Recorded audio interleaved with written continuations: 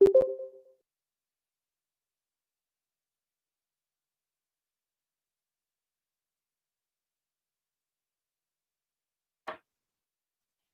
evening, everyone. Thank you. Welcome to the Tuesday, November 17th meeting of the Monmouth City Conference. This conference is no longer being recorded. This will now. I will call the meeting to order, and Phyllis, if you could do our roll call, please. Councillor Belts. Here. Councillor Carey. Here. Councillor Lopez. Here. Councillor Sharmer. Here. Councillor Schinkel. Here. Councillor Silbernagel. Here. Mayor Kuntz. I am here. Thank you. And Darren, could you lead us a flag salute tonight? So if everybody wants to mute, and we'll let Darren speak. I pledge allegiance to the flag of the United States of America and to the republic for which it stands, one nation, under God, indivisible, with liberty and justice for all.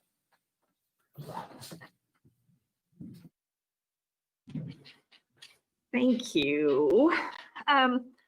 For order of business tonight, just to let you all know, we have our regular meeting. We do not have a work session scheduled this evening, partially because we have a few public hearings. And so we want to be sure and take time for those. And then we will have a meeting of the Urban Renewal Agency, including an executive session. I'll read the script for that prior to that meeting starting. We do have one change to the agenda this evening. We had on the agenda to work through the stormwater fee resolution. Our Public Works Director is not feeling well today, so the city manager has suggested to him that we will let that table that for tonight and put that on the agenda in December when he can join us. I personally am interested to hear quite a bit more about the additional outreach he's conducted. So I didn't want to have that discussion without him. And we will put that into the next meeting. If we had anyone that wanted to provide public comment on the stormwater utility and the fee structure, we will take those comments tonight or be able to take those at the December meeting, the first December meeting. So again, if you have public comment, we will limit that public comment to 3 minutes. There's no one here in the room tonight with us, but if you are on the call and would like to provide public testimony, please open the little chat bubble in the upper right corner and Phyllis Bowman, your name and the topic on which you would like to speak. Phyllis will then be able to let me know that there is someone waiting, and know that a speaker's comments are taken under advisement to allow time for the council to review the issue. However, we may provide additional information or may ask clarifying questions. And be sure to let us know if you'd like follow-up communication. And caller 3 looks like got off the phone. We had a little background noise there. So, all right. With that, we will go ahead and start our meeting. Our first item of business is the consent calendar. Tonight, that consists of the minutes of the council meeting of October 20, 2020. And I would entertain either corrections or additions to the minutes or a motion to approve as presented.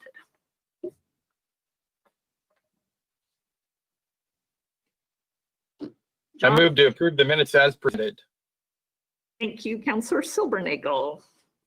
I'll second that. And thank you, Councillor Carey. Moved and seconded. All in favor, please signify saying aye. Aye. Aye. Aye. Aye. And opposed? Looks like we got them. Thanks, Phyllis, for those minutes. We have a couple of specialty items tonight.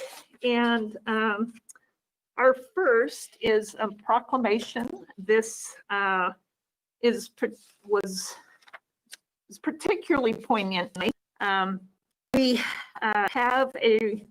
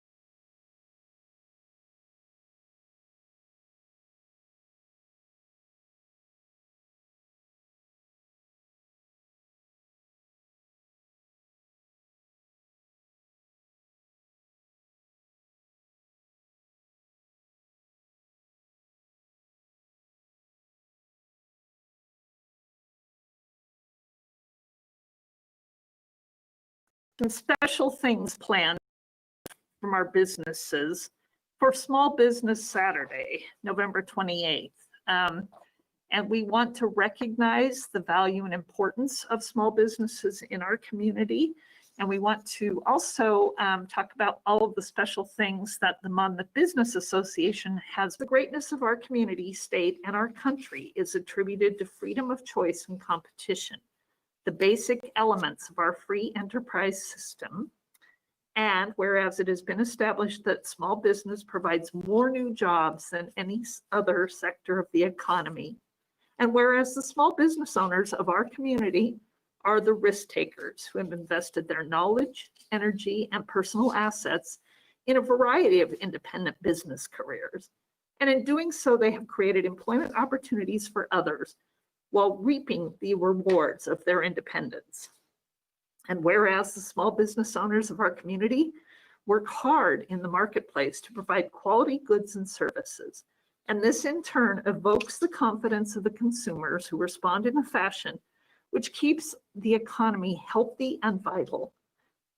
Now, therefore, on behalf of the City Council and the people of Monmouth, I, Cecilia Kuntz, Mayor of the City of Monmouth, Oregon, by virtue of the authority vested in me, do hereby recognize November and December as Shop Local for the Holidays months and urge our residents and community members to recognize and commend the efforts of our business community in preserving the freedom, initiative, and stability of our local economy.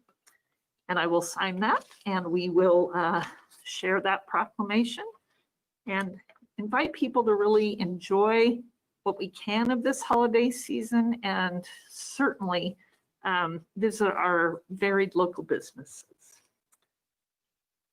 So on behalf of all of you, that's what we're doing.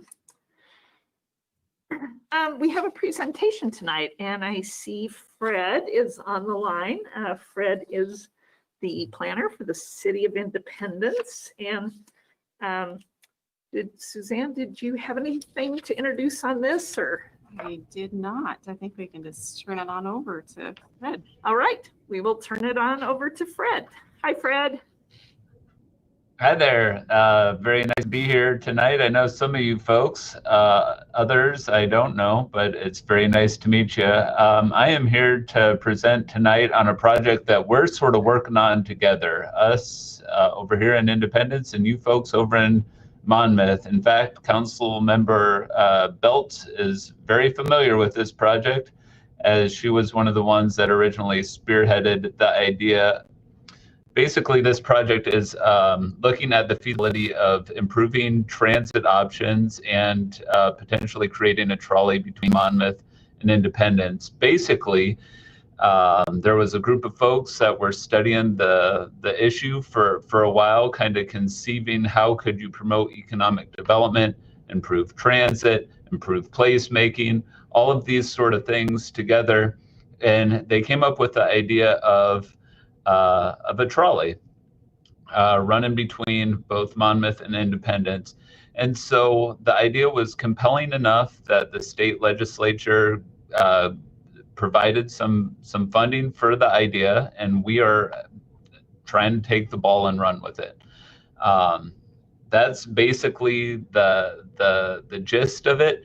We see that their original vision to do things like celebrate the history of Monmouth and Independence, enhance the economic vitality of the communities, and move people efficiently. It's compelling, right? It makes a whole lot of sense. And so that's what we're trying to do. So right now, the City of Independence is acting as sort of the fiscal agent for this project. We're trying to work with you folks the best that we possibly can. We're trying to get outreach out. We're running a survey right now. We've got a steering committee for the group, really trying to look at this issue in greater detail. We have people from Monmouth City Council, we have people from Independence City Council, we have downtown businesses, we have industry, we have low-income service providers that we've talked to. We have the hotel over here in Independence. We have the university. We're trying to get everybody sort of at the table and saying, how could this work? What might this service look like? Does this make sense? So really, that's what we're trying to do. Like I mentioned, we do have a survey running right now. And if you haven't taken the survey, I would invite you to at SurveyMonkey, and then you could Google SurveyMonkey, and then my brand's exact link, so you could go to it through there. If you haven't taken the survey, take it. You have the chance of winning one of 425. Right now, we've had something like 800 responses. Say those tend to skew a little younger in age demographics, so we'd like to round out our age distribution. So if you know people who haven't taken it, share the link with them. All of that sort of stuff. Basically, we think it's a really neat idea. We're trying to figure out how to make it work. And yeah, if we could get your help getting the word out, we would sure appreciate it. Now, I think that's basically what I have to say. Basically, what we're trying to do with this project is we have this vision of a trolley, right? And we're going to try and make the trolley work.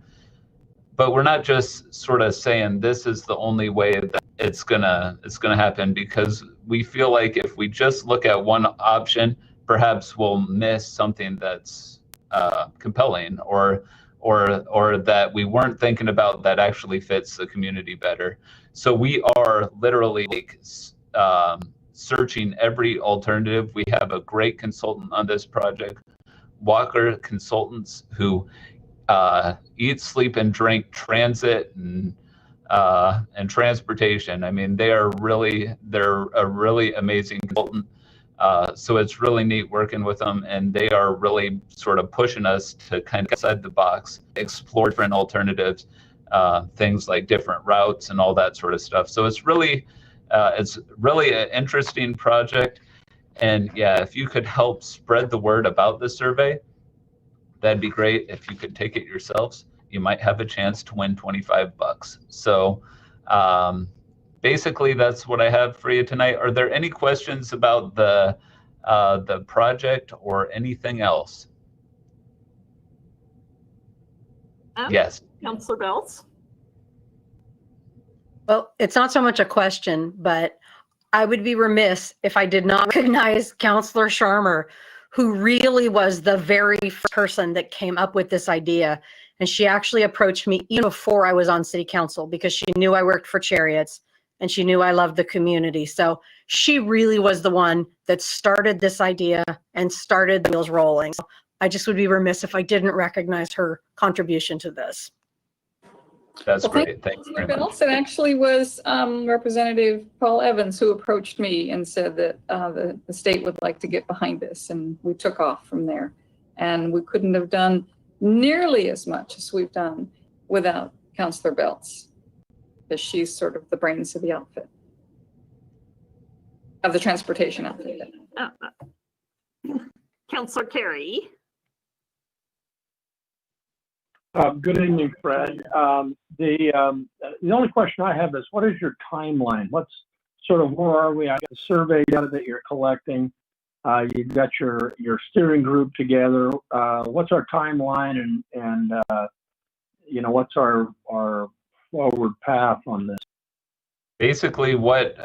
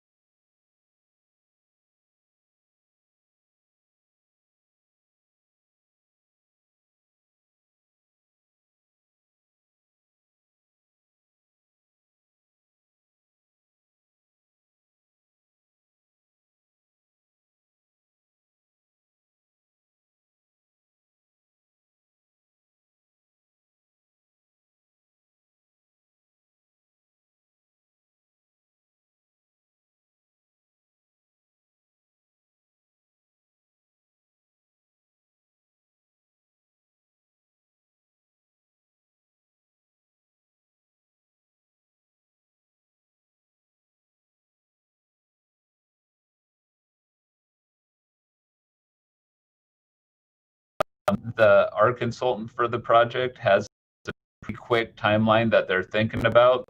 Originally, I was hearing them mention something about December. They're not going to make it by December. I haven't heard a revised timeline, but essentially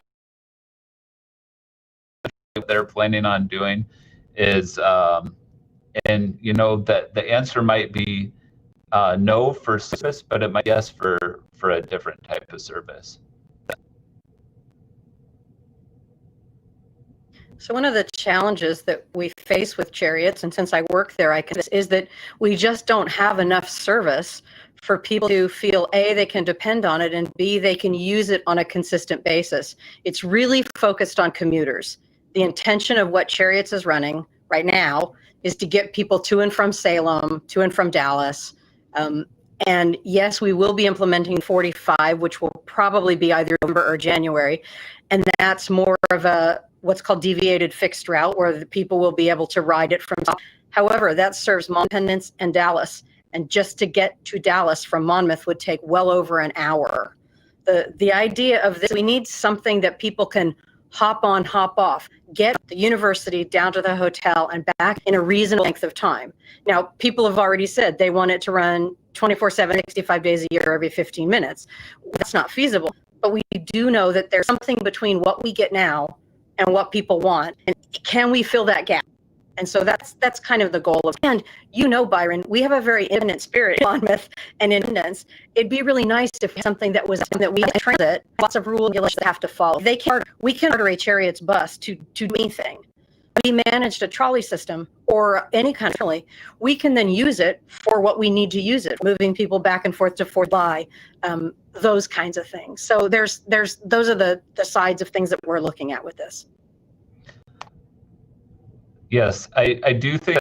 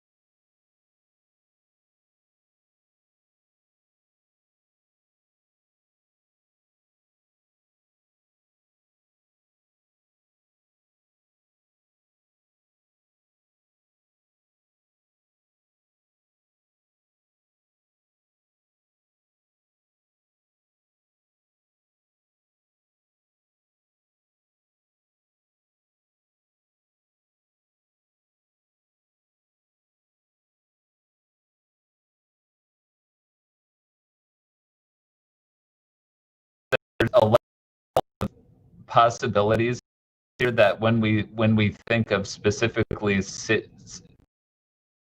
transit service that most of us sort of picture when we think about a bus, there's a whole range of options beyond that I wasn't exposed to. I actually known outbreaks related to employers, related to congregate care, and actually related to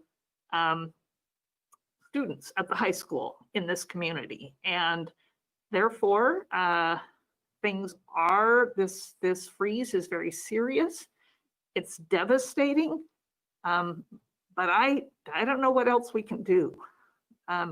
It is dangerous. I got an email today from the Salem Health Governmental Affairs Director letting us know that right now Salem Health is not limiting elective surgeries and procedures.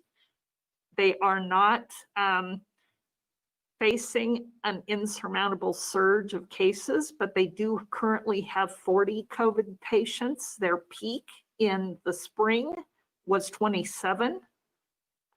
But Portland hospitals are beginning to face staff shortages as well as constricting their capacity. Salem is obviously sort of the backup to Portland. We are not in a position yet to, the governmental affairs director pointed out, they meet a week, no more in a meeting together. Masks are required at all times. They have no known cases of transmission between patient and staff, but earlier in the year, Salem Health did have an outbreak among staff. So we know some people are being very cautious and others aren't. And you don't know how this spread is occurring. We had a staff person at the school district who is uber careful and has tested positive without any known contact. So kids are out of school again. Kids are struggling again, and we know it's difficult. I don't know how we'll get them back into school between now and the end of this year. So that's kind of where my head has been lately. And the seriousness of this, I just can't impress enough. So I will take reports from council representatives on boards and commissions if we have anything. If anybody has had any of those meetings.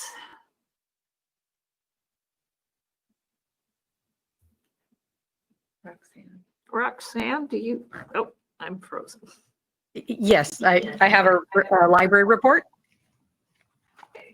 So the library board was supposed to meet November the 11th, but that was a holiday. So they met on the 13th. I had a power outage, so I was not able to participate. However, I got the meeting minutes.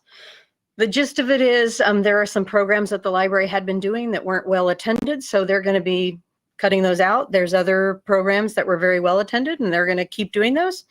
They're going to be trying something called a book bundle, which is where you will be able to call up the library.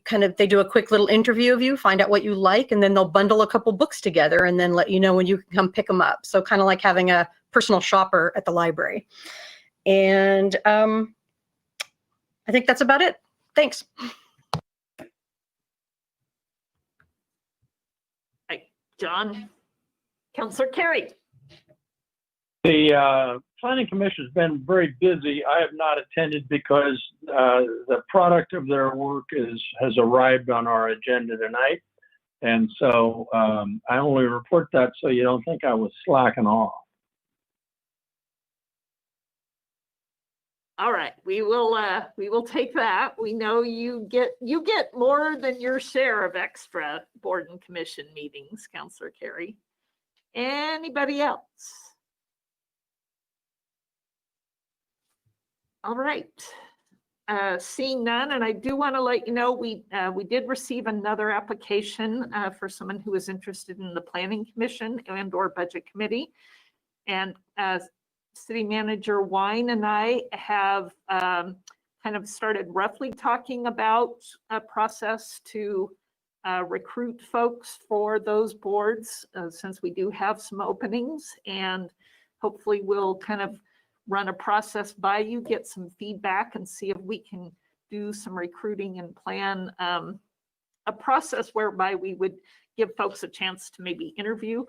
Would be lovely to have way more candidates for those positions than openings for all of our boards and commissions. And at the December meeting, Phyllis will have a report for us about where all those stand. So we will do that coming up. And speaking of our city manager, our first city manager report from Marty White. Thank you, Madam Mayor and City Council. Good evening. I'm very happy to be here. I'm going to also try to keep my comments brief, but unfortunately, well, not unfortunately, actually, fortunately, in my first couple of weeks on the job, I have been very fortunate to be working with a great team of folks at the city who have given me lots to report about. So I'll try to keep this brief, but I'm going to also try, I think you've noticed that on Fridays, I'm going to just repeat the tradition of prior city managers and send you notes about the happenings that have been underway in the city. And hopefully I'll change this report so it's more of a look ahead. In these last couple of weeks, I've spent my time getting up to speed, especially on major projects, including the City Hall project, and developing a project plan and schedule for the coming year. And I'll say more about that in just a moment. Getting up to speed on urban renewal agency projects, including Monmouth Commons and the Oddfellows development proposal, and also putting together a capital improvement program and making sure that it can get off the ground. I've been trying to meet with everyone on the council, including incoming, outgoing, and continuing, so I can understand your priorities and issues in the community. I'm hoping that new councilor orientation can get beyond the planning stage and scheduled in December. And you'll see in your council packet that our city recorder has put an announcement for elected essentials in there. I envision the effort for new councilor orientation to be in 3 parts. One, joint training with newly elected officials, and that'll be together jointly with the City of Independence. Then this elected essentials class that's put on by League of Oregon Cities that's coming up. I think it's scheduled for December 3rd, and we can help you get signed up for that. And then meetings, individual meetings about specifics about the city of Monmouth. So I'm excited to we'll be welcoming new folks to council. And I also want to say to the folks who are going to be stepping away from council, I'm sorry that we won't be working together for more than just the meetings that we're meeting at here, but I know that we'll have opportunities to keep working together, even though it's not in the course of your council service. Looking ahead to future council agendas, here's a preview of some of upcoming meetings. In December, we hope to bring you a draft of the ballot title and resolution to refer the question of funding a city hall to our voters. And so we'll be consulting with bond counsel and our council to bring you a draft of that. You'll see a briefing, you just heard a briefing about what is going on at the library in the sense of one service. But we've asked our library director to come and talk with you about how we are operating during COVID. Let's see, and then in January, in addition to paneling new counselors, we also hope to bring back to you a discussion about climate change and climate action. And you heard from the task force last month about their wish to see a resolution, hear about ways that we can change our city service to incorporate the ideas of climate change into everything we do. I want the council to know that I'm in discussions with Chief Talon about transition and timing for leadership change in the police department. And I hope to share more with you soon. And the chief and I will announce together what the next steps will look like. And then a couple of notes from Public Works and Community Development. We've had our water master plan approved by the Oregon Health Authority, which is great news. And that means that we'll take a next step to put together a system development charge methodology with the new capital project list, pardon me. Also, the city applied for and was awarded a small planning grant for safe routes to schools. That's also really exciting. And we'll be working with ODOT and also Alta Planning for a planning assistance cycle. And the whole purpose of that is to use the process to position us for better grants for projects or future grants for projects. I think we have in mind crossings at Church Street and Highway 99W, and also Heffley and Main Street sidewalk and ADA ramp improvements. Let's see. The latest news, which most of you know about, is we had a windstorm last night, and that brought down some large branches. So we had a large branch in Main Street Park that narrowly missed hitting our restroom building. And crews are also adjusting some of the lighting that was disturbed by the wind. So, and Friday's winds also brought down a large branch in Gentle Woods Park. So our public works folks have been very busy.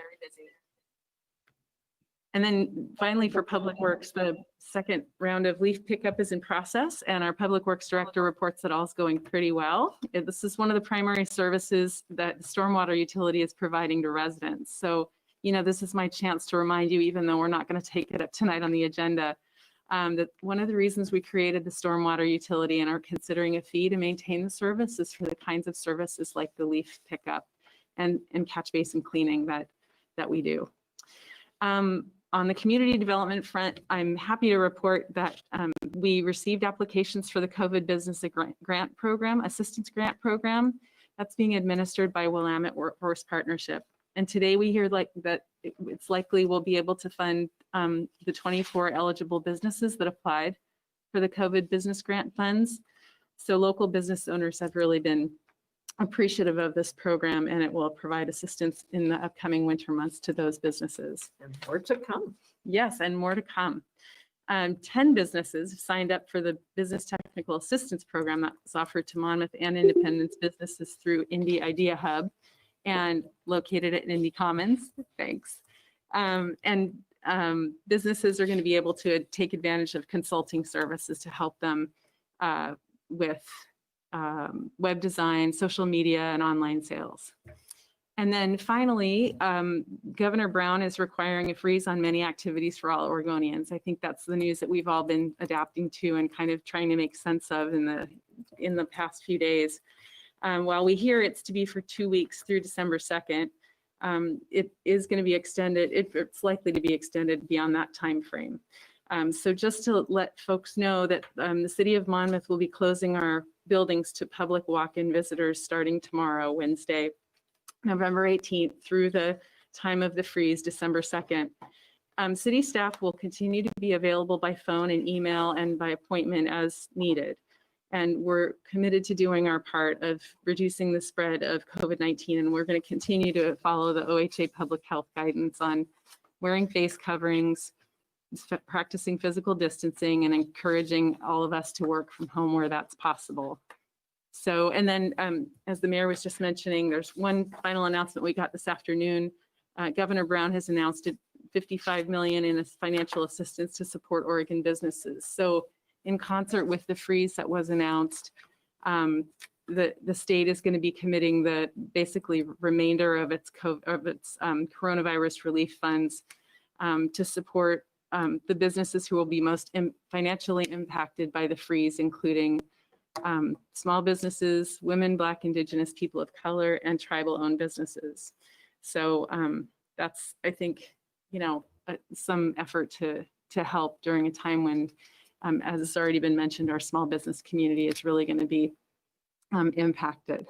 So that's all I have for tonight's report, and I'm happy to be here, and thank you for everybody's kind welcome and support in these last couple of weeks. Yeah, our Power and Light and Public Works guys have been working overtime. Some of us in town had a power outage a couple weeks ago, and they worked through the night and got us back up and online right before time for online school to start that morning. So that was great. Now, obviously, this morning we've got a bunch of another opportunity for everyone to get out there and deal with the rain and the wind. So winter is here. Thank you, Marty. This is the time we have for, oh, John, Carrie, did you have a question for Marty? Just very quickly, you talked about the 24 COVID assistance grants. is there any way we could get some like narrative on what those look like? What kind of funding, kind of service, what they provide? I personally, I'm out trying to talk to business owners and restaurateurs in particular, and would kind of like to know what has been available to them, and not that they need to chase it, but there may be some new dollars coming. So not only outreach, but also an idea of what's happened behind. Thank you. We can do that. Mhm. Thanks. Yes, we'll prepare. Great question. All right. Do we have any citizen comments, Phyllis? I have not received any, Mayor Kuntz. Okay, thank you. We do have some comments regarding the hearings coming up, but as far as general public comment, still no one here in the room. So we will move on to our business agenda. Our first item is a public hearing, it is a legislative amendment and regarding the floodplain zone update. There's voluminous material in your packet.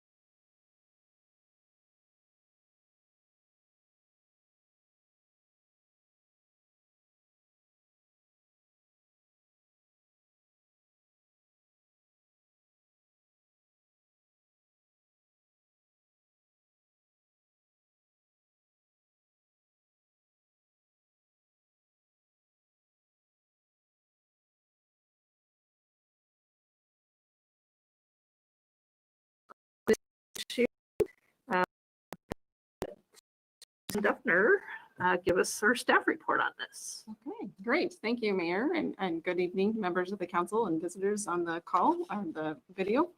I'm here to give the presentation for the staff report for legislative amendment to 20-02. In the Great, thank you for that clarification.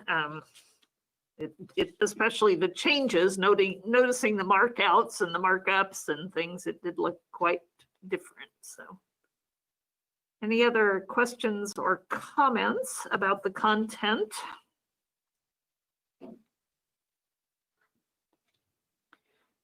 All right, seeing none then, and having no public comment on this issue, I would entertain one of the alternatives, and the proposed motion for one of them is included in our packet. What, is this first a hearing? It is a hearing. We don't have anyone to provide comment. That's why you have a hearing, in case people want to make comment, but we don't have anyone.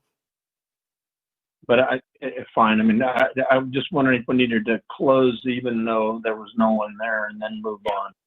I didn't really open it, so yes, the hearing is closed. The record is complete. Thank you, John. Make a You motion. get this stuff all the time. The rest of us don't do hearings as much. So Are you ready for a motion? please, Councillor Sharper. I move to approve legislative amendment 20-02 and direct staff to prepare an ordinance to adopt the proposed amendment. Second. Madam Mayor, oh, I'm sorry. Madam Mayor, I just worry a little bit. I think the minutes should reflect that a public hearing was opened and then closed. I think that language in the minutes would be important. DLCD will be looking at this and they'll want to know that a public hearing was held. We know there's no one here, so it should be a very short hearing, but I think to have that in the minutes before we move to the motion would be in order. Perfect. Thank you. So, we gave a staff report. We had no public comments. We had no council questions or comments. We closed the hearing. And That's my question. I did. I said. Okay. Good, you're fine then. I'm sorry. I did that when you were speaking to me, because I realized I let Suzanne start before. Okay, very good. Then So then I closed it. Councillor Sharma moved and Councillor Lopez seconded the motion. So I will take a roll call, please.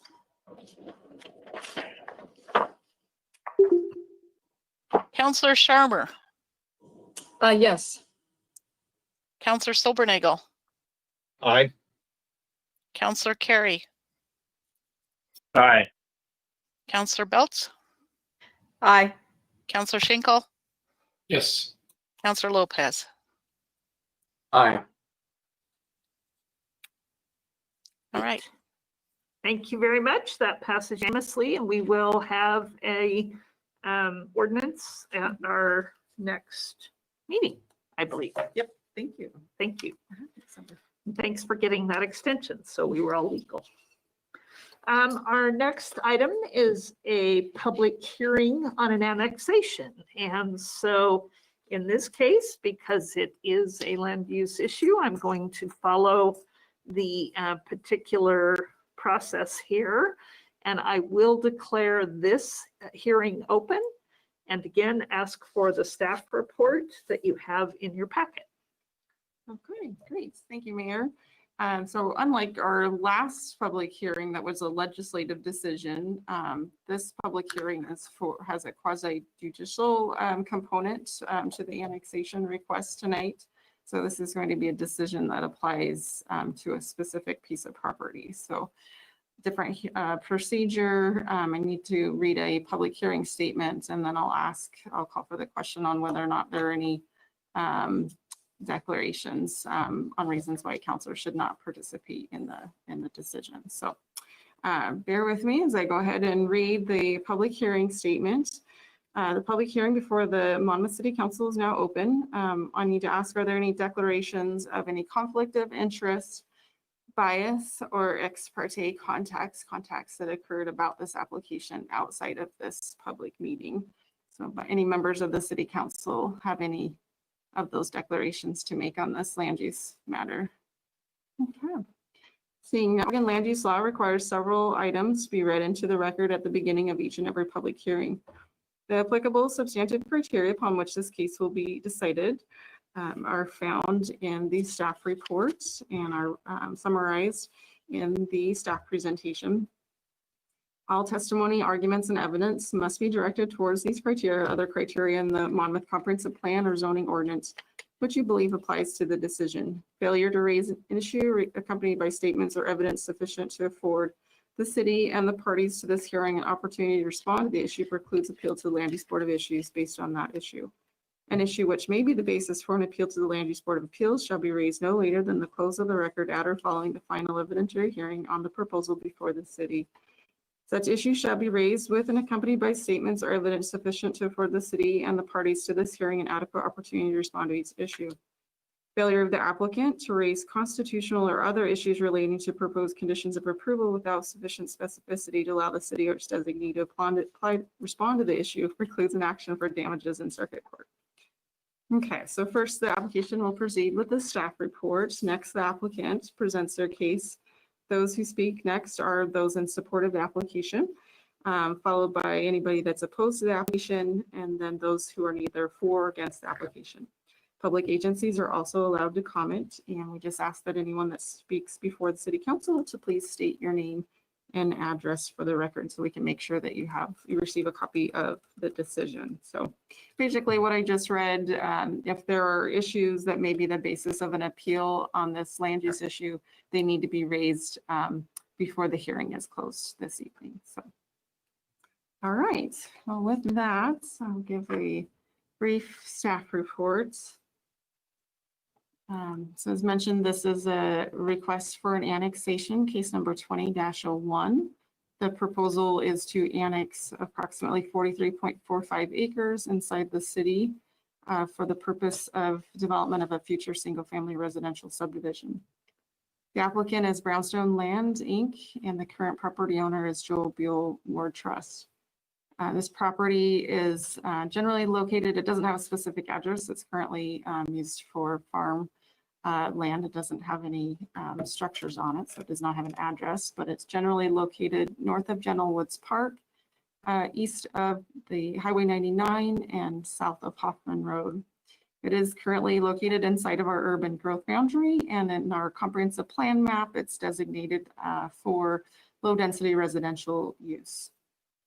The equivalent zoning that our code applies to properties with the low density residential land designation is the R zone, which is also named low density residential. And the applicant is proposing to keep that designation. There's no zone change that accompanies this annexation for this specific property. The criteria which the council will need to base their decision on, again, are specifically stated in the staff memo that is attached to the council cover memo. Basically, those criteria look at whether or not the proposal is consistent with our comprehensive plan goals and policies that apply to urbanization and land use. We look at whether or not we can provide adequate public facilities, so the water, the sewer, stormwater, parks, streets, whether or not it's inside of our growth boundary and contiguous with our city limits.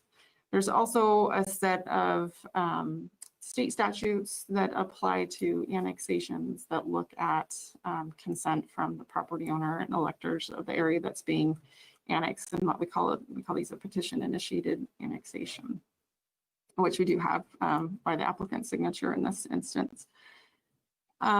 Detailed findings are presented in the staff report that address each one of these criteria. As mentioned, the property is inside of our growth boundary, so it is planned for future urbanization to meet our residential land needs. It's contiguous to the city limits on both the south and the east property boundaries. And we do have comments from Public Works and utility providers saying adequate public facilities can be provided concurrent with development. In terms of land needs, we're fortunate to have a very updated housing needs analysis that looked at our land supply and just was adopted in last year. And so just as a reminder, it did show that we have a projected shortage or deficit of low density residential land inside of our city limits over the 20-year plan horizon. So we need to annex land to meet that those projected housing needs for our 20-year projected housing needs. So we have probably less than a 5-year land supply right now. And the projected amount of acres that we will need to add for low density residential is approximately 123 acres. So certainly adding these 43 and a half acres will certainly help to support that need and help provide for the needed housing forecasts that we're planning for. So the Planning Commission did hold a public hearing and review the application at their last meeting, and they are recommending approval of the annexation as was staff. So that was a staff recommendation. There was a lot of good discussion at the Planning Commission hearing. Most of those comments actually applied to subsequent steps of development. So this is the very initial step of development for a property is to get it annexed inside the city limits and so that it has access to city water and sewer services. The developer, the applicant, will be required to come back to the city Planning Commission in this case to make application for subdivision development. And that is the time that the city will review and apply very specific criteria on the layout of the subdivision, the lots, the streets, and look at all of the impacts to stormwater and traffic as part of that. So we do give notice before that subdivision decision's made. There will be a public hearing. So there's a number of steps that still need to happen before dirt can be turned for any kind of subdivision development on this property. So I just want to make sure that that is clear and understood. And we know there are wetlands and flood hazard area identified on this property. So those natural resource issues and any impacts to those will need to be addressed at that time. The city did receive 2 comment letters. One was in public comment letters. One was in your packet from Madeline Fisher that was attached. And then also you received one this afternoon from Dan Farnsworth. And I believe that was forwarded out to the council by email. Just to kind of briefly summarize his concerns. I had some concerns about traffic impacts and traffic circulation with regards to Craven Street. We do have plans for Craven Street to be extended in our transportation system plan right now. With this annexation proposal, we are not approving an alignment or an extension of that road, that development for this particular property. Again, that will come with the subdivision when we see how the other streets in the development are laid out. And we have reviewed and approved a traffic impact, they call it traffic impact analysis that a traffic engineer will have to prepare, and both the city and ODOT will have to review and sign off on that. So the other issues from Mr. Farnsworth letter or email speak to impacts to wildlife and wetlands and natural resource concerns. Again, those will be looked at the time of subdivision activity. I can say that we have a number of regulations in place, one of which is our recently adopted local wetland inventory and riparian corridor protections for significant resources. So we do have some protections in place For that, there's also conservation easement in place to the south of this property where the creek flows through that will provide some additional protections for that. And then, of course, there are state and federal agencies that also get involved. The Department of Environmental Quality, Department of State Lands, Army Corps of Engineers, all get involved in review of any fill or impacts to wetlands and water resources. So a lot of really important concerns that were raised in Mr. Farnsworth email message, and they're premature at this point in terms of the annexation criteria that we use. Again, look at whether or not a property is contiguous inside our UGB, can it be served by utilities, and does the owner consent to it? So we'll definitely take these into consideration, especially he mentioned the impacts to storm drainage, and certainly we will have a requirement condition on the subdivision that speaks to stormwater impacts that are created by the development. So to thank him for submitting those comments. They are part of the record. I think that concludes my presentation. You can either ask questions of staff now, or you can hold those until after you hear the applicant's presentation. We do have, let's see, Ryan O'Brien, I believe, is the applicant, and Randy Myers on the call representing the applicant. So any council questions before we hear the applicant presentation? Will there be an opportunity for questions after this as well? Yep, Okay. yep. Thank you. Okay, thanks. All right, Mr. O'Brien, welcome, and Mr. Myers, thank you for joining us this evening, and please go ahead. Except you're on mute, Mr. O'Brien. There we go. Oh, no, still can't hear you. Oh, it worked at planning commission. Huh? Looks like you're unmuted, but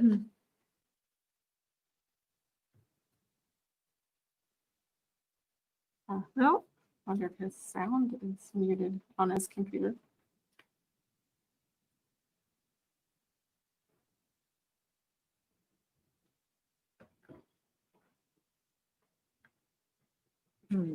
Let's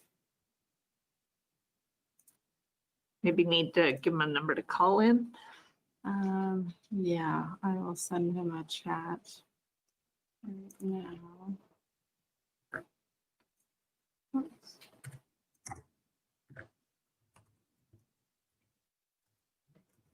Got a phone number you can call in at 872-240-3212.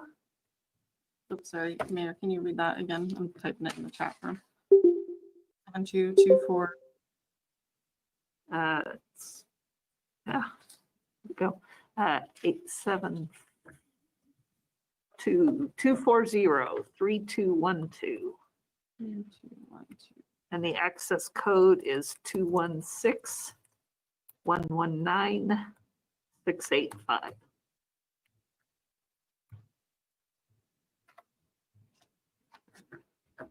See if that works. Let's see. While we're waiting for Ryan O'Brien, we do have Randy Myers. Did you want to do a brief introduction while we're waiting for Ryan to join us by phone?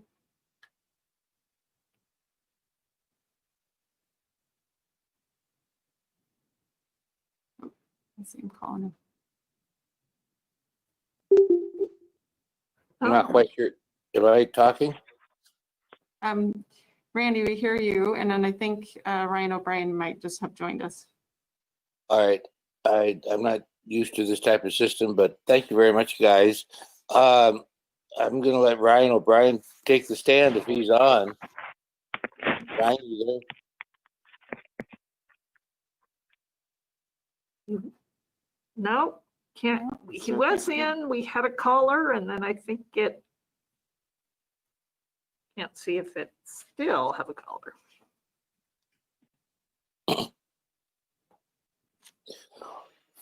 Well, anyways, this is the project that I think the city is in need of. It's a single family, low density. There's we're annexing the property that the city needs. It's a great project. We're hoping to get connection through Craven Street, but you know, we're working with the powers to be to do that. But I'm not sure what more I can personally say. Ryan, are you there? He is still, we still cannot get audio from him, so he's still working on it though. And I'm not sure how to get camera, so I apologize for all of this.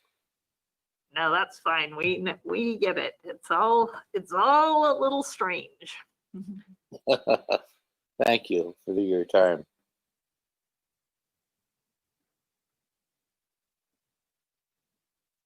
I know he got in at one point, but can't seem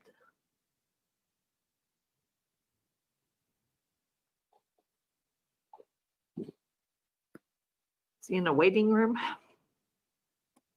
Go to meeting doesn't have that. I should be able to join it. Oh, is that you? Yeah, can you hear me now? We can. Okay, I pushed the number in and said you had to do a pound afterwards. I should have listened to it longer. So if you hold up your phone a little closer, we can hear it better, and now not quite so. Try that. Okay, can you hear me now? They got a bad delay. That it's probably Okay. Mr. O'Brien. Is It's it probably okay now? your audio on. Because your computer audio is also on, it's feeding back. So if you go to the pinwheel settings up on the top right-hand side of your screen, do you see the little pinwheel? I don't know where that is. So look at your video. As you look at your screen, Yeah. there's a little flower up in the top right-hand corner. Yeah.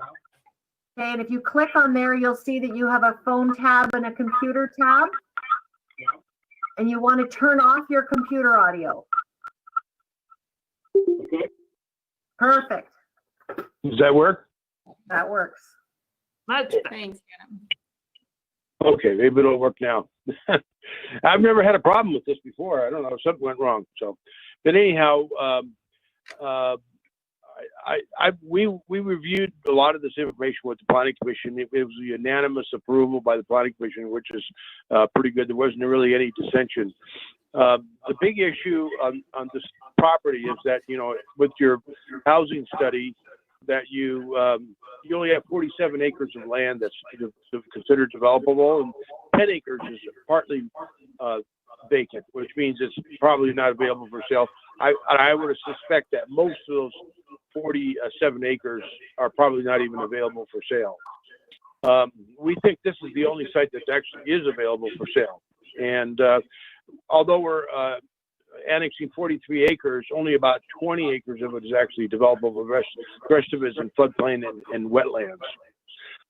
We've worked with the city, and we have an access to sewer lines and water lines. The sewer line is going to go to the pump station on the west side of Highway 99, and the water line is going to go to the existing 12-inch water line that's in Glenwoods Park. Both of those utilities will be bored underneath the middle fork of Ash Creek. The sewer line will actually have to be bored under Highway 99. We've hired Kittleson and Associates to do our traffic study. They're actually in process of working on that right now, and they're the same engineering company that did the transportation master plan for the city. So they're real knowledgeable about the city. So we're pretty excited about this project. We've had quite a few responses from home builders that are interested in waiting for this project to come to be built. So I think it'll work out pretty well. We did get some comments from some of the neighbors at the annexation, and I think I'll probably get a chance to look at those 2 letters that were submitted to the city, and we'll try to reach out to those people and talk to them about what we're proposing to do. So I think that's about it. It's a pretty straightforward project, and again, as Suzanne mentioned, all these issues will be addressed at the planning commission level when the subdivision application is submitted.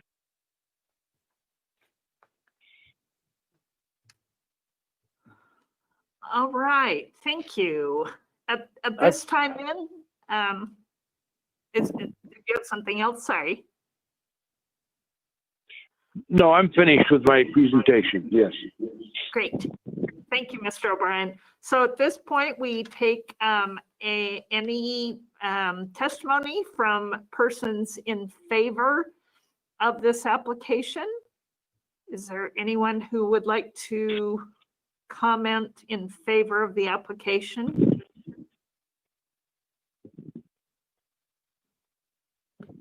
Not seeing anything. Phyllis, do you have any comments or anyone indicating they want? I do not. Okay. And then persons in opposition, if we have anyone who would like to speak in opposition to the application, we will comment now.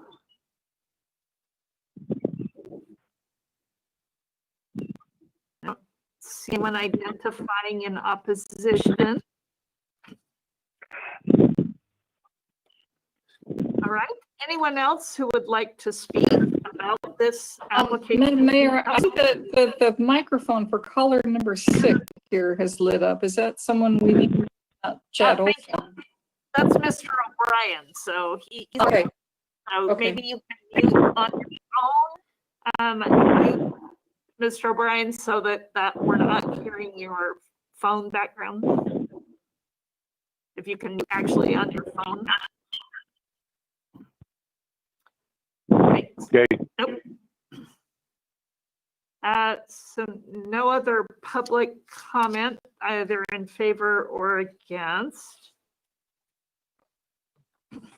See anyone with additional testimony or comments? So we are at an opportunity for questions. If you'd have questions, Councilor Lopez. Thank you, Madam Mayor. My question is regarding the parcel that was designated as open space in environmental trust. I do think this was that this was a planning commission level, but because it's been spoken about in council previous, I'd like some clarification where that parcel is and clarification that this is not indeed the same parcel that was designated as open space. Is that correct? Do you want me to answer that question? Oh, and perhaps actually Suzanne Duffner perhaps would be best suited to answer that. I should have been more direct, and my apologies.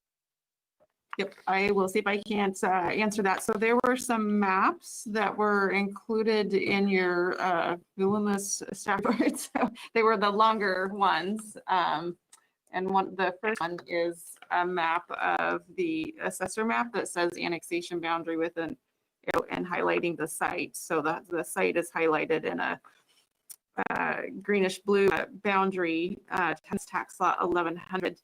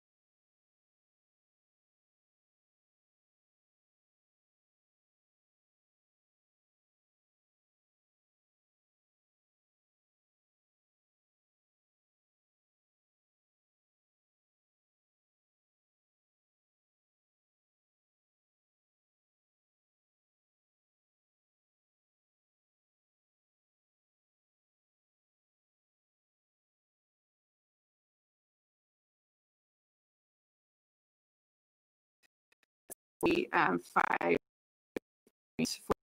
years. It's part of it. Tax law 1100 is part of a larger parcel that goes south of Middle Creek. Complicated economic development supplemental budget to you is that not only do I want to adopt the monies that we are planning to spend to support the community with our CRF funds, but also continue to do some of the work that we had hoped to do originally. And so we have actually, as of the October month-end report, spent about 95% of our appropriations that we had already adopted. So it's kind of critical that we put some more appropriations in place since we have the revenue to backstop them. So I guess the upshot is we are not going to affect the fund balance per se with the supplemental budget. We have the resources that fully backstop them. I am asking in addition to also appropriate for the Business Oregon grant that was also related to the COVID-19 work, and also an $1,180 grant from the Ford Foundation, which Ms. Duffner was clever enough to get towards our Main Street program activities.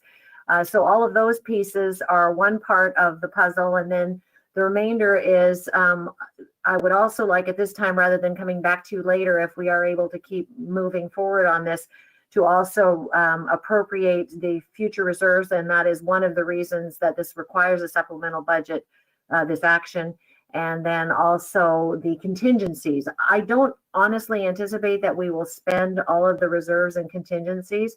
However, it is at this time kind of an unknown what we will do. And we want to have the flexibility, I believe, and that is my recommendation to you. So with that, I would take questions, and also if the public hearing proceeds and there are any comments. Yes, any questions?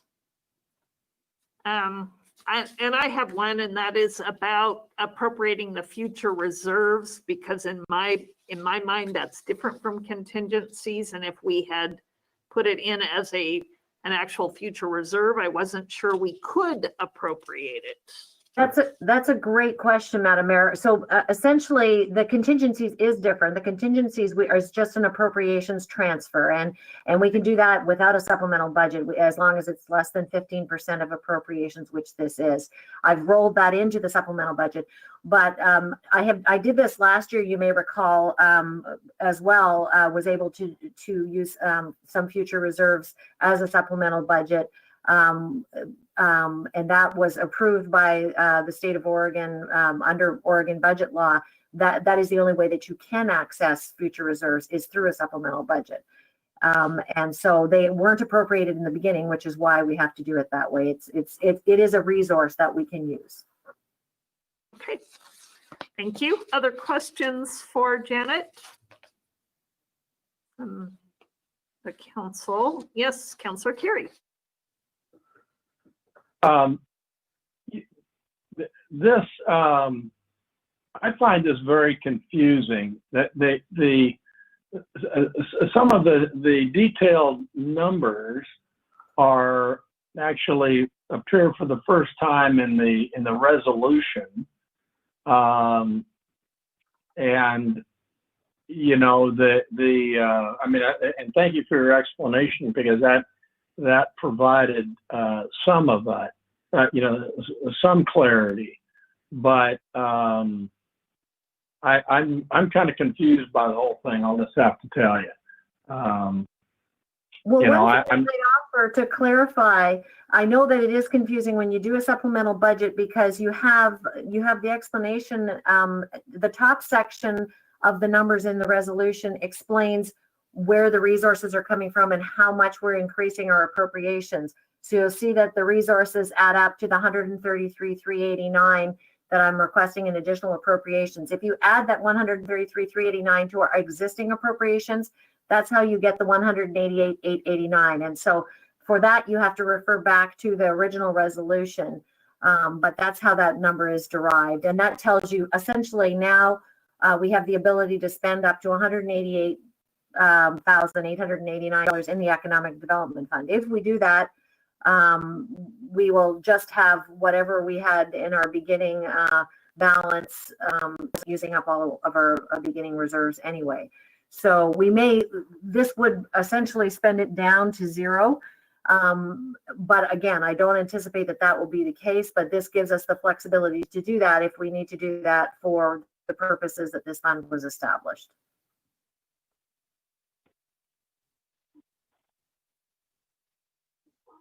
Yeah, kind of wonky budget law, John. I get that. You're right. The numbers don't show up, and then all of a sudden there's this weird number of 188,889, but that is the total appropriation for the fund if you look back at what we did during budget season. So I know, and I understand and appreciate the complexity of budget law. I understand that I don't understand it, but and I believe this. As you've described it, Janet, I'm on side. I just don't get the presentation of that. I can't make the we got 3 sections down at the bottom, which, we're told that all rolls up to 188. That ought to be, in my opinion. Anyway, enough of my ignorance. That's good feedback. And in future supplemental budgets, I hope we won't have many of. And as you know, we haven't in the past.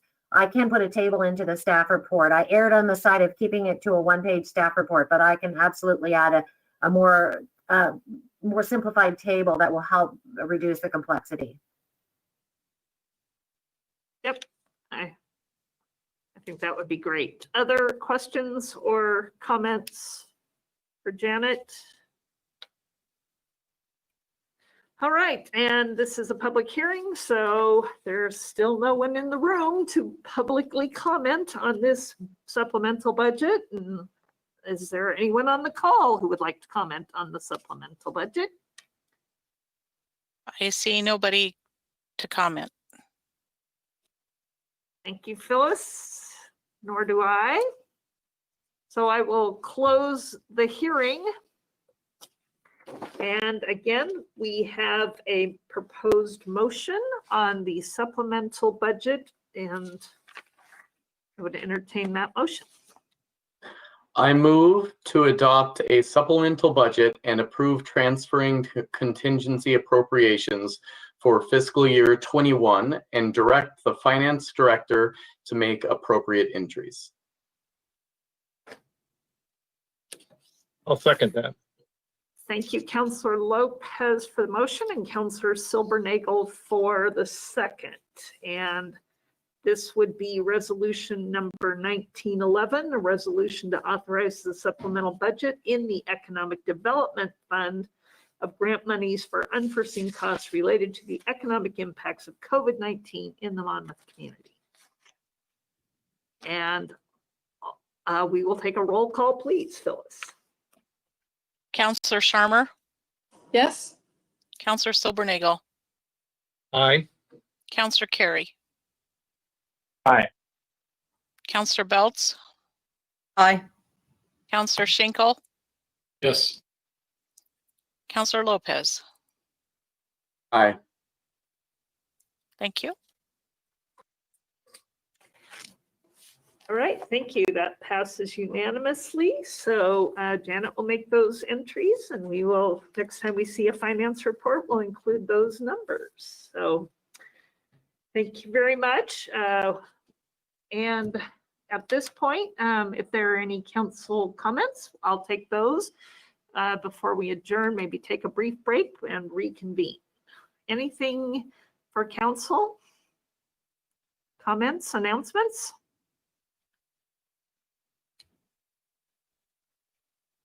We have a virtual tree lighting this year. So that information was in your packet with the Making Spirits Bright materials, but that is, I think, this Friday. Mm-hmm. And the Mayor of Independence and I filmed our annual comments to the community on a nice sunny day in October. And so it's not quite the festive evening, but the university does have some great things still planned for us and ways for us to celebrate the kickoff to the holidays as a community. So that's one thing to look forward to. John? It was in our packet, and you mentioned the sort of obliquely the Artist Sunday, and I was hoping to get that web address out for those that might be listening. It's artists plural artistsunday.com. You can go on there and you can select your locale and pull the participating artists. So. Anyway, that bit of linkage there would be helpful for some, perhaps. Yes, thank you for that. Yes, it is weird. It does have two S's in the middle. So do that and you will see that the City of Monmouth is actually listed as a sponsor. And thanks to Phyllis, she found this information out. So we listed ourselves as a sponsor. That was at no cost to us, but it does allow us to promote and sponsor a lot of the really amazing artists in our community. So thank you, John, for that. And if there's nothing else, I would accept the motion to adjourn our business meeting.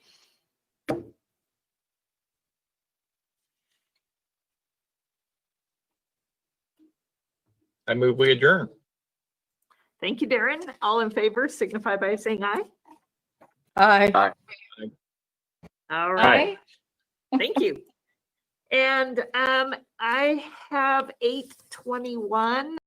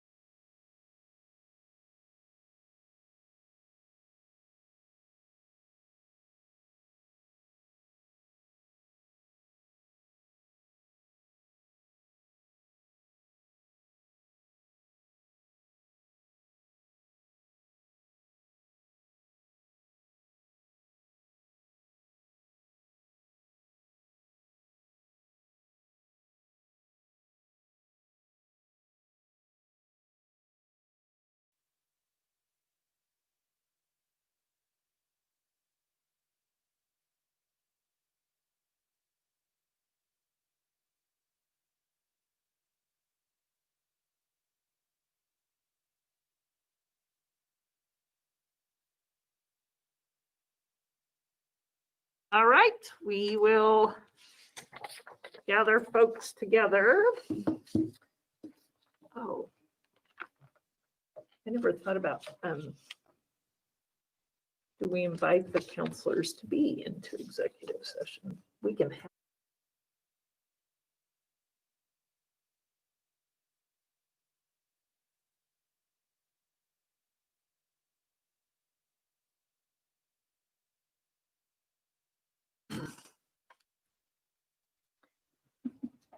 All right. I would like to call to order the Tuesday, November 17th meeting of the Urban Renewal Agency. We have a couple of items of business, including a supplemental budget. And after that, we will adjourn to executive session. We will meet in executive session for the purpose of discussing real property transactions. This executive session is held pursuant to ORS 192-662E, real property transaction, which allows the agency to meet in executive session. Representative of the news media, designated staff, or other persons shall be allowed to attend. All other members of the audience or call would be asked to leave the room. Representatives of the news media, don't see any here, would be able to report on the general subject of the session, but not any of the deliberations. No decision may be made in executive session. At the end of executive session, we will return to open session, and it is not anticipated that action will be taken this evening after returning to executive session. Do it. Laurel, is that Zoe we're talking to? Or? Oh, sorry. I didn't know my mic was on. I was getting ready for the roll call. That's okay. So we will do that afterwards. And tonight, Lane, unless you tell me that's not acceptable, I would like to invite our council candidates into executive session to hear this information, if that's okay. Sure. The executive session does not prohibit attendance by other than the council. It just means that you have control of who attends, and if you want to include the counselor-elects, you can certainly do that. Thank you. Since the three of them are on this call, if they would like to attend with us, we would be glad to have them join. So, all right. So with that, we will take the roll call. Please, Phyllis. Mr. Carey. Here. Mr. Lopez. Here. Dr. Sharmer. Here. Mr. Schinkel. Here. Mr. Silbernagel. Here. Ms. Beltz. Here. Ms. Kuntz. I am here as well. And we, again, don't have anyone showing up for citizen comments. Do you have anyone, Phyllis, who'd like to present comments to the Urban Renewal Agency? I do not. Thank you. So our first item of business is the consent calendar. We did have a meeting on October 6th, and the minutes were included in your packet. I would entertain a motion to approve those, or corrections or additions. Move to approve the minutes of the Urban Renewal Agency meeting from October the 6th, 2020. Thank you, Ms. Belt. And was that a second, Mr. Lopez? I All in will favor? happily second. Thank you. All in favor, please signify by saying aye. Aye. Aye. Aye. And any opposed? Okay, so again, time for the Urban Renewal Agency's Finance Director, who also happens to be Janet Chenard, to present another budget for us. And so this is a supplemental budget again. So I will open the hearing. Thank you again, Chair Kuntz and Misters and Mrs. and Doctors board, I guess. I am bringing to you, as you know, we did a $4 million loan fairly recently, and those monies can actually be expended without a supplemental budget. But for financial reporting purposes, it is much more streamlined to go ahead and make it current to the readers of the budget that we are adopting those in order to spend them, because we do hope to spend close to 2 million of them in fiscal 21. However, if things move as fast as we hope in some quarters, we may spend all of the 4 million. So I'm requesting the full 4 million be appropriated, again, with the expectation that we may carry some of it over to a future year. In addition to that, because we are doing a number of projects that weren't originally contemplated when we set this budget in place, we had a fairly conservative budget established. In fact, the prior interim city manager, Olson, said that in retrospect, he wished he had gone ahead and had us appropriate the reserves and contingency amounts, because that's what he has done in his former life. But now I have an opportunity to do that. And so I'm hoping with my recommendation that you will again do that. And so that will bring to Councillor Carey's point, Mr. Carey's point, when he was a councillor in the previous meeting. Again, it looks fairly complex in the table in the resolution, but the nice thing about it is that essentially the 807,340 that you see in your budget document, and that's always a good resource to look at. That is how much we had appropriated plus the future reserves and contingencies for the year. And so the simple add back is the 4 million for the loan that we did. And that 4 million will also, as you know, pay for our services and fees associated with doing the bank loan. And so I knew that we would have a higher materials and services budget need. And additionally, we're doing a fair amount of work with consultants, as you know, on design of the IOFF building and a variety of other urban renewal consultants that we have hired.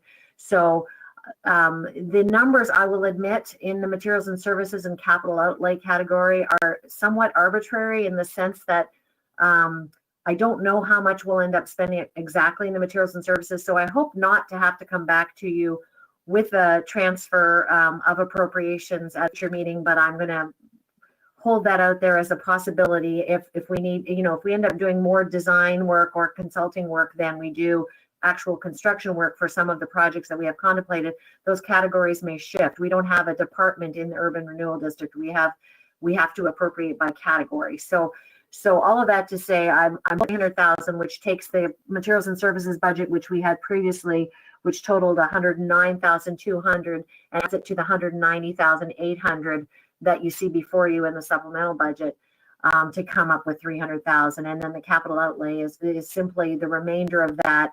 Debt service actually does include the debt service on the amphitheater as well as the new debt service. There is one debt service payment this fiscal year that was not previously contemplated, so the debt service number is larger. Special payments, same as what we had originally envisioned. It is towards an intertie project in the water fund, as well as some spending on economic or urban renewal, I should say, support, whether it's by Suzanne or the new associate planner position.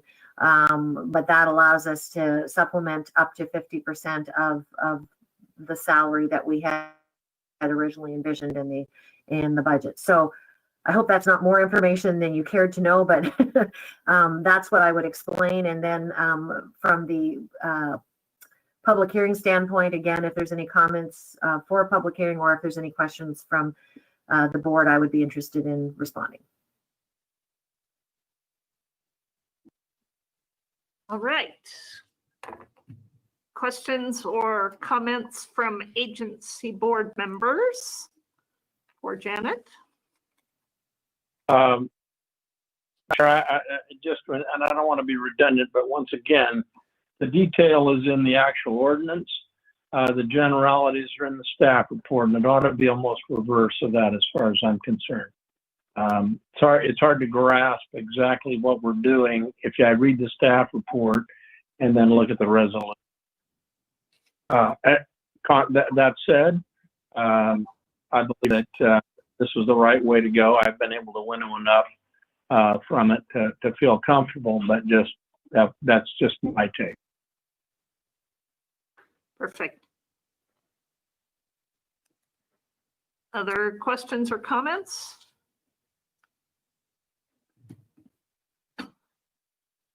And do we have any public comment on the supplemental budget, Phyllis, for the Urban Renewal Agency? We do not that I know of. All right. All right, seeing no additional questions, there is a proposed motion on a resolution by the Urban Renewal Agency. All right.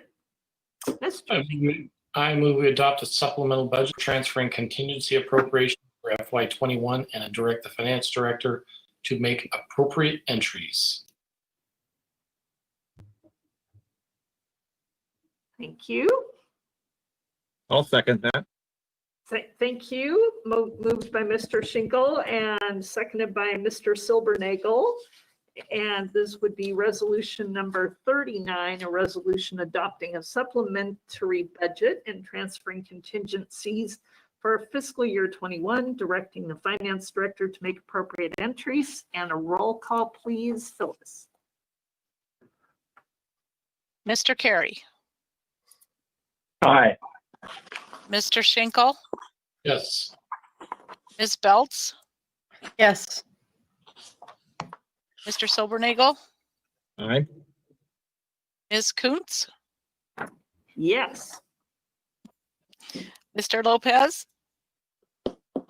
Aye. Dr. Sharmer. Yes. Thank you. All right. Thank you very much for that unanimous vote. Thank you, Janet, for that work. And if we move things around again a little bit between now and June, we'll see that back in front of us. At this time, I will move into executive session, again, pursuant to ORS 192-662E, and invite Suzanne to stay with us. Lane, Marty will be with us as well. And Janet may stay. what's that? Janet may stay. Janet can stay. We have to talk about money stuff. And then our counselor-elects will join us. And Zach